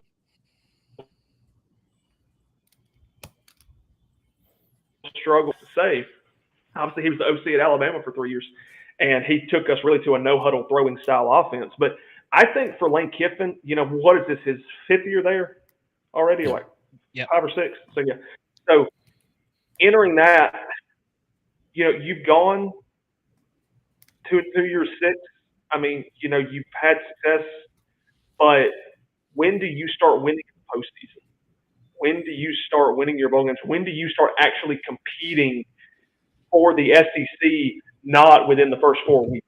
Because it almost seems like they're like, oh, Ole Miss is really good. Oh, it's week 5 and they're 5-0 or they're 4-1. They're right there in the mix with Alabama or Auburn or Texas A&M or Georgia or whoever, and then they just fall off. And it's like they it was a couple seasons ago. They started the season 8-0 and finished 8-4.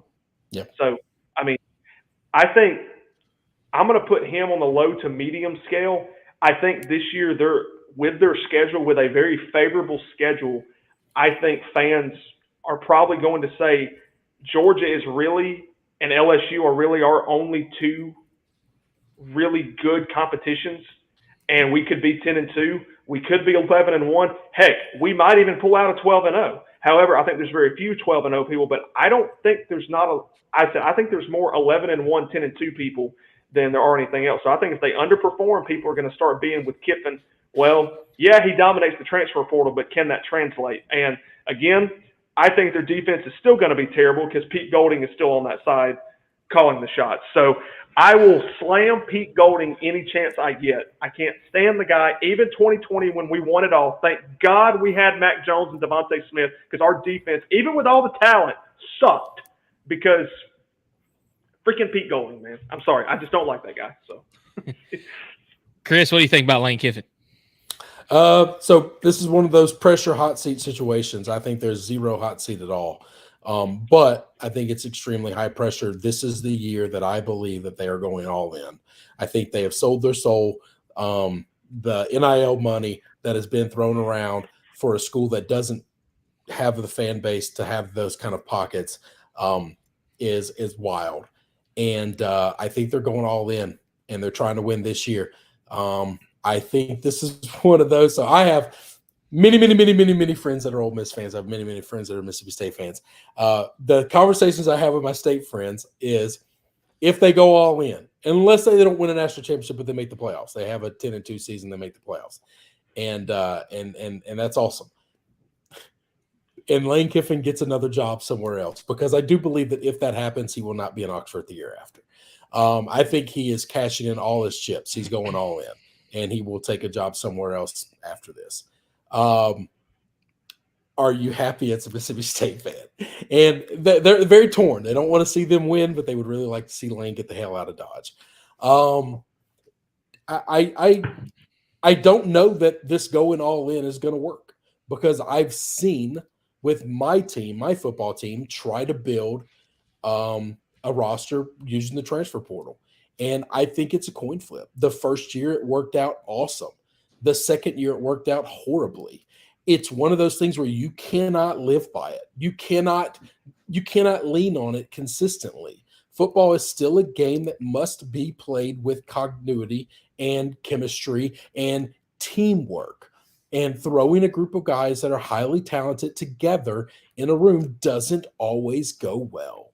And I'm not willing to look. It is the middle of June right now in Mississippi, and I just am not willing to start chalking up W's just right and left because Jackson Dart's still on the roster and Lane Kiffin's a really good coach. I'm just not. I think they're going to be a really good football team. They're going to moonwalk into Baton Rouge undefeated. I think game day is going to be at Baton Rouge. There's a 70% chance that LSU's undefeated. We're both going to be undefeated, and that's okay. Maybe we're not. Maybe we lose to USC. I don't know. But I'm going to tell you that they're not going to be nearly as good as the team that think they are when they walk into Baton Rouge. They might win that game, but they're going to get hit in the mouth, and they're going to come down to realization. And life's going to hit them hard. I agree. I'm not willing to chalk up the win to Oklahoma, because Oklahoma's schedule's tough. Nobody did them any favors. We just talked about this. Mm-hmm. So when they have a chance to beat a team that is a little finesse and not so much power, that's going to lean on you for 4 quarters and make you feel the pain of playing big boy college football, I think they're going to take that chance to get a win. When I'm not chalking up a W to Florida, because we talked about how Florida's schedule is really hard. And if they see an opportunity to get a W, they're going to take it. They're going to have to upset somebody because they're going to be a dog in a lot of these games. So I'm just in the middle of June, I'm just not willing to start chalking up W's. I don't look at schedules this early in advance and try to predict schedules and outcomes. I think it's a fool man's game. I think it's fun because it's an off season. It's hard to find things to talk about. I have a feeling in my gut. Could be gas. I don't know. I just don't know that this season's going to go the way all the Ole Miss friends that I have think it's going to go. And that's not wishing ill will on them. I don't have any dislike or distaste for Ole Miss. I don't care. I feel as neutral as you could feel about somebody who's supposed to be your rival, because I have too many friends that are Ole Miss fans. I went to Ole Miss. I graduated from there. I have zero feelings about that. I just don't think this is going to work out the way they all think it's going to work out. I don't disagree with you. Transfer side. Mm-hmm. I agree with you on that one. Yeah, I'm with you. The transfer portal is not the way to build a team consistently. You've got to hit the recruiting trail as well. As far as Lane Kiffin goes, I think that there is zero pressure. There is zero hot seat, anything like that. And I'll give you my reason. He is the first head coach to have a 10-win season at Ole Miss, and he has done it twice. Ole Miss does not have the consistent, hey, we're looking for this. I'm going to kind of use the Mark Stoops approach that y'all use at Kentucky for Lane Kiffin at Ole Miss. Lane Kiffin has kind of put a tier up there of Ole Miss expects a good year, but they're not expecting a national championship or nothing. Ooh. So, you disagree with me on that? So I'm going to tell you how he and Mark Stoops' situation is different, okay? Because they're very different people. Mark Stoops is a very conservative, reserved, quiet person. He doesn't get on the internet. And Lane Kiffin is out here slinging his dick around everybody, talking about how great we're going to be. And those fans are eating it up. They are drinking nectar of Lane Kiffin, believing this is our year, that we're going to do something that Ole Miss has never done in the history of our school. So that's how, yes, you are 100% right. He's setting the expectation the way it is. It's different. They're different because he is out front pushing his fans to believe we are better than everybody else. And Mark Stoops isn't doing any of that. See, that was Mark the Stoops same just thing. going to work. See, that was the same thing. Yeah. And see, that was the same thing. Even you go back to 2021, I'm sitting in Bryant-Denny Stadium. All we heard all week is how the Lane Kiffin offense and Matt Corral was going to run through Bama's defense and say they're going to hang 50 points on Alabama. Well, we come out and we're up 35-0 at halftime, and then everybody's like, "What?" Didn't do dick. I mean, Lane Kiffin looked at the camera and said, "Get your popcorn ready," and then threw the headset off. I'm like, he signed his death wish there. Also said the same thing last year. Oh, Alabama, they got embarrassed by Texas. Oh, Quinn Ewers, if Quinn Ewers, if he can do that to him, he says Jackson Dart and Ole Miss, and like Lane Kiffin was like, we can do that to him. 24-10, absolutely dog water of an offense, and our defense just came in and shut them down last year. So I mean, he when Lane Kiffin was offensive coordinator at Alabama, look, the reason he was quiet is because Saban kept him quiet. That was the reason. But now that he went to FAU, kind of started doing this again. Then goes to Ole Miss. It's all there again. It's big SEC job now. I'm big SEC boy now. So, I mean, still a good coach. However, Chris, just like you said, the difference between him and Stoops and even some other coaches that you can throw in there, he's flaunting the team. Hey, we're going to beat this. We're going to. He's the guy at SEC Media Days who tells you every card he's playing, and he's no mystery whatsoever. He will step to the mic and say, hey, here's what we're going to do this season. Here's how we're going to do it and when we're going to do it. But then all these other coaches like Kirby and like Nick Saban they're not saying much. They're saying, I mean, Nick Saban stood up there last season and said, I don't know if our team's good enough to win a title. I mean, so there's a difference. Yeah, that's fair. And that's probably where, y'all are a little bit closer to Ole Miss than I am. I don't really keep up with Ole Miss much. None of the stuff like that. Going back to Lane Kiffin, I just feel like there's no pressure for him. There's no hot seat because Ole Miss is not going to fire him. Lane Kiffin is going to leave there. So that's why there is no pressure. Correct. Yeah, there is no pressure. There is no hot seat for Lane Kiffin, no matter how good or bad he does this season. The only pressure that Lane Kiffin has is what job is he going to get after this year? Is it going to be a bigger job because of the success that he has, or is it going to be a job that maybe he doesn't really want as much because he's not going to take a lower job? He's made it clear that he's only going to go up. And that's fine. I believe that, and I agree with that. Here's the thing. I don't actually hate that Lane Kiffin is so out there and talks all this shit, and he's funny. I think he's hilarious on Twitter. I thought it was hilarious when they talked about how, teams are about to start selling franchises and on the field logos. And it was like, who's going to have the first one? And he was like, French's for Tennessee. I think it's funny that he can laugh at himself. I like all of these things about him and enjoy that. I just don't think this is the way to build a team. I think if he could build it through recruiting, he would. But I think he's at a point, he's at a school where that's just not as easy to do. And no, it's not Mississippi State hard, but it's not LSU. He doesn't have the dirt where he's the only guy in town. He doesn't have the cathedral of Alabama or the prestige of Georgia. He just doesn't have that.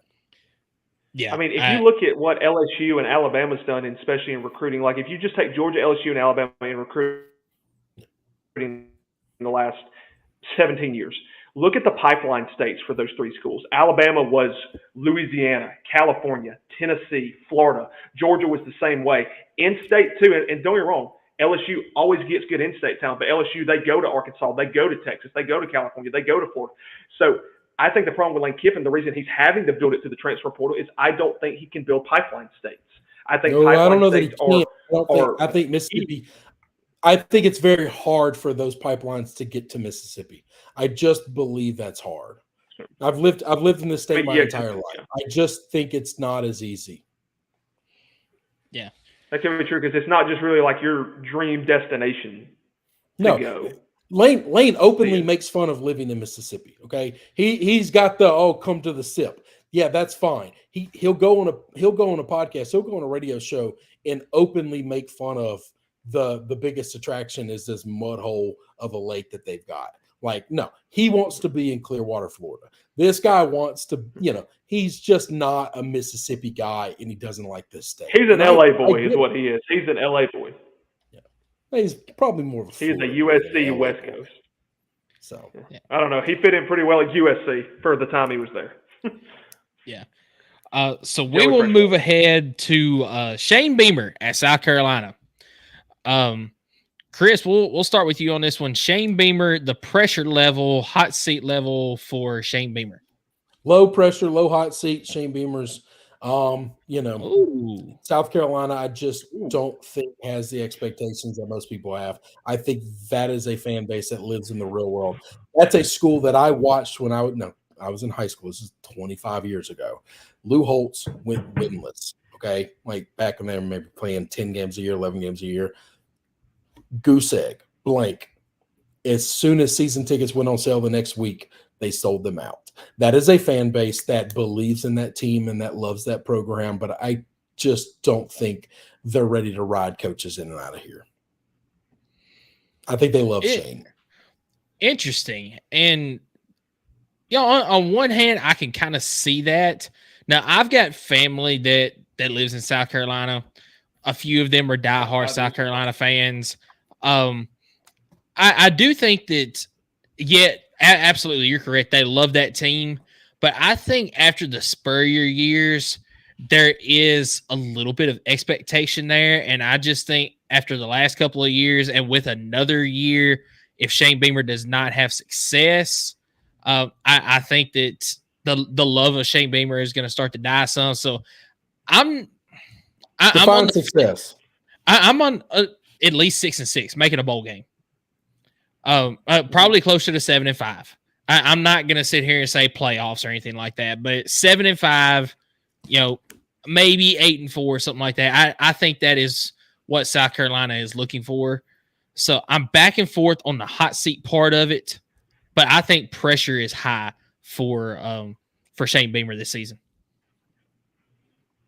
I think Shane was the same way. I mean, I see it from each side. I think with Beamer, which to Chris's point, just like he said, Lou Holtz, I was literally thinking about that right before he said that. Put up the goose egg. I mean, and season tickets sold out. Yes, they love that school, and they're going to die for it on a hill. But, however, I will say with Shane Beamer, I feel like the success needs to start becoming consistent like a Mark Stoops.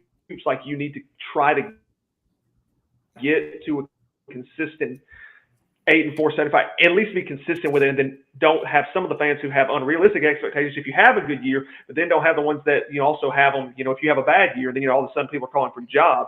However, I do think with Beamer, I think they'll ride him out a little longer because you saw how long they rode on obviously Muschamp. They rode him for a pretty good little bit there, and I mean, he had some success, but then, it was towards the end of his tenure where he really started not to have success. I think it comes down to recruiting. I think Shane Beamer can. Obviously, they got some really good recruits in this past 2024 cycle, finished with a pretty good class in the SEC. I mean, all things considered. However, they did lose their quarterback. They did lose a couple wide receivers and tight ends. I mean, so kind of hard to lose those guys, especially Xavier Leggett. I mean, he was really their playmaker last year. Who replaces Spencer Rattler, who kind of had an up and down career. He'd be good one week, he'd be horrible the next. But so I'm anxious to see who the quarterback is this season. I think offensive line kind of still in the middle. On the defensive side, I think they got some things to clean up as well. So I think this year it's not a make or break year for Beamer, but I do think that there is some pressure on him this year that, if you don't, I'm not going to say you have to win right now, but you need to start trending in that direction at least. If you don't, then the beginning of next year, we could be talking about that seat being warm. Yeah, I think that's about right there. So moving on to Josh Heupel at Tennessee. I'll lead us off here. I don't think that Josh Heupel, matter of fact, I know Josh Heupel is not at risk of losing his job this year. But there's pressure for Heupel at Tennessee this year. And that is because expectations are very high this year with redshirt freshman quarterback Nico Iamaleava. I'm going to have to get used to saying that. Five-star quarterback, the highest recruit since Peyton Manning at Tennessee, at least at the quarterback position. Expectations are sky high. People say anywhere from 9-3 to 11-1. I've said 10-2. Who knows? But expectations are sky high, especially with the 12-team playoff being implemented this year. It's playoff expectations for Tennessee. So if those are not met this year, then Tennessee fans are going to be putting on that pressure seat putting on the pressure for Josh Heupel. I'm not saying next season he'll be on the hot seat or anything, but you've got to at least come close to meeting those expectations this year or surpassing them. Otherwise, the pressure is really on for Josh Heupel. Yeah, Alex, go ahead. I think you gotta. I don't see any pressure for Heupel. I see like maybe a little, but I don't see a hot seat because really in his couple seasons now, he did something that a Tennessee coach didn't do for almost 17 years. He beat Alabama. So and that was a huge and a monumental win for him. Had a great season that year, took him all the way to the number 1 ranking in the playoff. However, kind of fell off at the last part of the season. Hendon Hooker getting her to get South Carolina was definitely a blow as well. I think last season, Tennessee fans, I've got 2 or 3 that are that are pretty close friends of mine. They kind of expected, we had a success on offense last year and we got the majority of them back. Yeah, and Joe Milton's got a cannon and we got this, so we should be pretty doggone good this year again on offense. But, however, I think, Michael, we talked about this on the last SEC podcast I was on with you. I think we agreed their secondary was not good last year. And that was kind of their downfall last year. Offense, I think they were fine. I mean, obviously, they put up points last year. Obviously, they scored against people last year. They were doing just fine last year. However, their defensive backfield wasn't great, and their front was good. That was the thing. They had a great star-7 linebacker crew. They obviously had a great front. I think they got a good front again. However, I think Heupel's got to address, especially on the recruiting trail, he's got to get some corners. He's got to get some safeties who can really play the position very well, and I think we lost him. Yeah. Yeah, we're still good. Oh, okay. We're good. I don't know what happened there, but let's see. Oh, okay. There we go. Yeah, but anyway, I think overall, I don't think Heupel is on the hot seat. However, I do think the expectations there this year. I think with their offense, especially with Nico, with just the expectations for him, with the hype surrounding him, returning Brew McCoy was huge for them. You bring in Mike Matthews. You do have, I think, maybe a couple offensive line questions to answer. However, I still think they should be good. The defensive front, I think, up there with Alabama and LSU are probably going to be the top 3 in the conference, probably, just because of the talent they're returning, just because of the experience they have.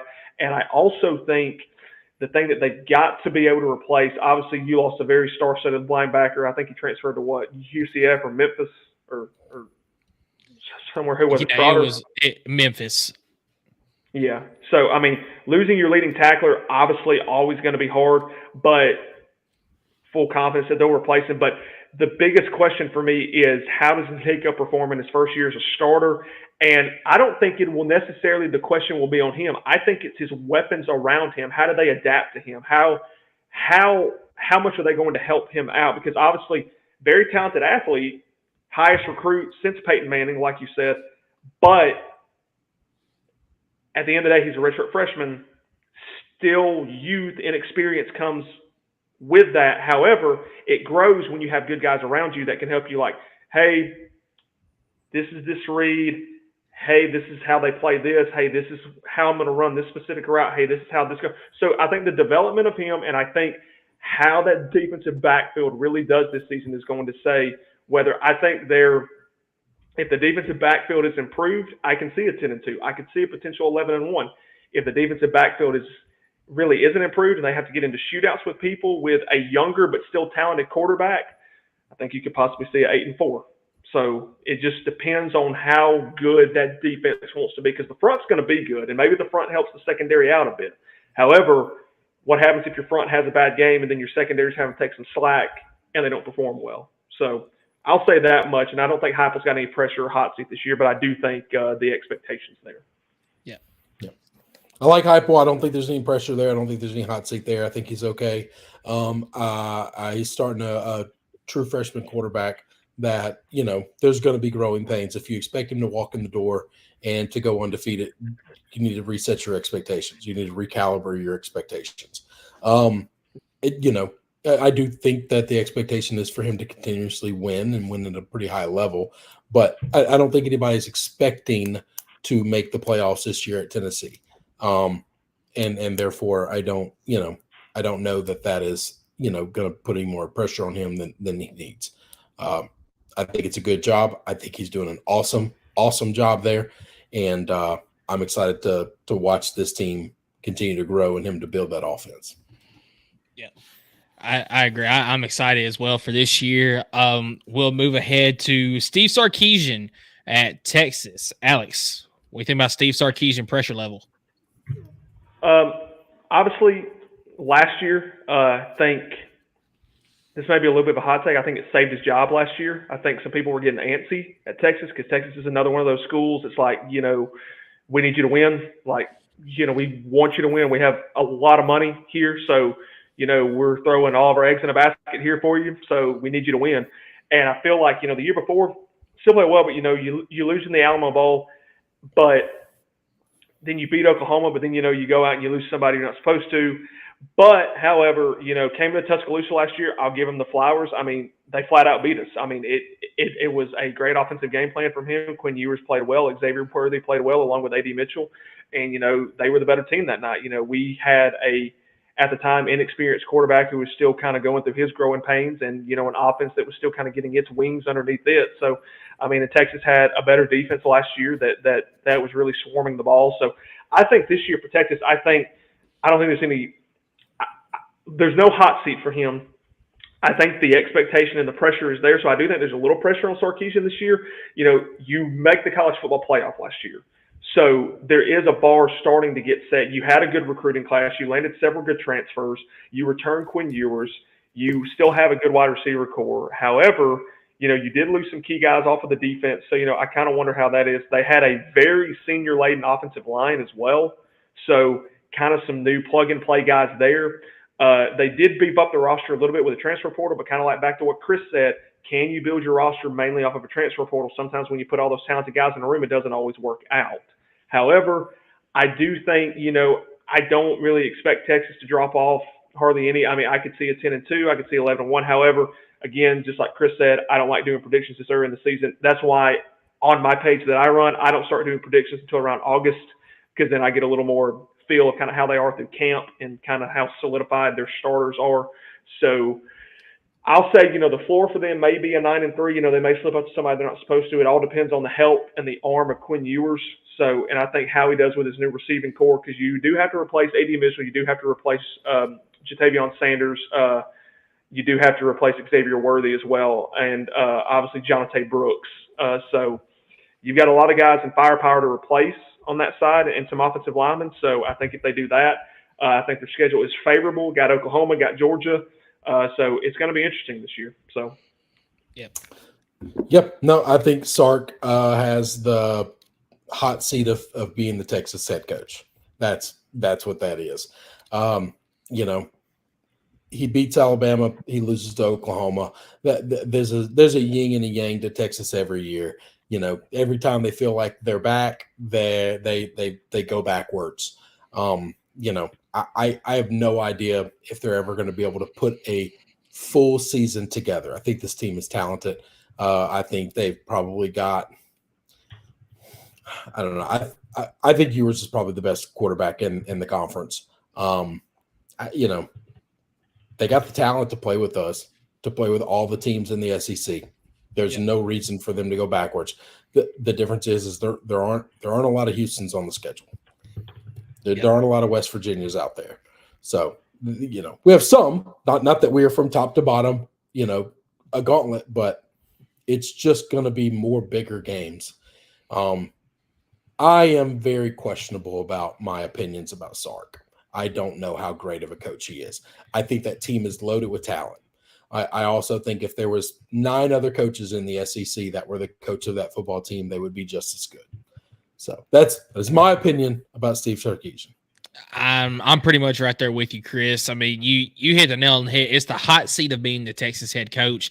Not that he is at risk of losing his job, but there's so much pressure of being the Texas head coach that if he slips up too much, has that down year, you mentioned Texas is always, we're back, and then they take a step back. If they take that step back, then things might not be looking good for Sarkisian going forward. And I agree with you 100% again.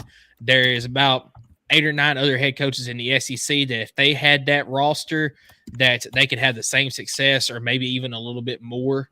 Tons of talent on the team, but we'll see. We're getting that talent, not that yes. Texas wouldn't recruit it themselves, but at the same time, he is the coach while they're getting it. I'll give him that credit. But yeah, so a lot of pressure at Texas this year for Steve Sarkisian, but no hot seat in my opinion.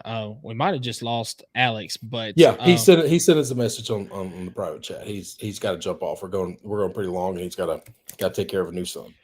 Yeah, so we'll hit these last 2 real quick. Mike Elko, what do you think about Mike Elko this year, pressure wise? I would like to say Texas A&M is the place that they have high expectations. I actually think Texas A&M fans, for the most part, are pretty reasonable, and they understand what just happened with Jimbo. They need to bring somebody in who can build a foundation and can't just win by the transfer portal, bring in a big recruiting class and hope to win overnight. I think most fans believe that if you pay a coach $80-something million to go away, then you have to rebuild from foundation up, and that takes time. I know nobody thinks they're going to give him time.